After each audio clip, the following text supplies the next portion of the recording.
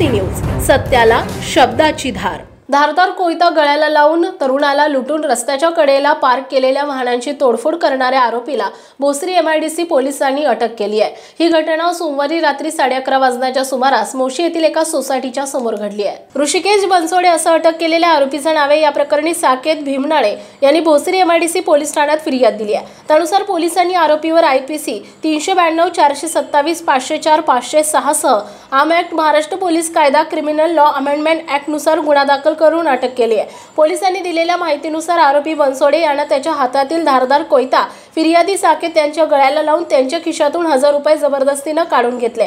तसेच रस्त्याच्या कडेला पार्क केलेला टेम्पो आणि इतर 5 वाहनांच्या काचांवर कोयता मारून तोडफोड केली।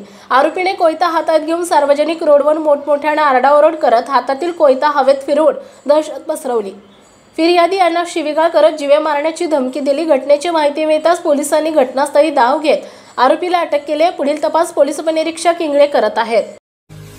पुणे तसेच पिंपरी चिंचवड परिसरातील महत्त्वाच्या बातम्या पाहण्यासाठी आजच आमच्या डिजिटल PCMC न्यूज चॅनलला सबस्क्राइब करा आणि बेल आयकॉन प्रेस करा।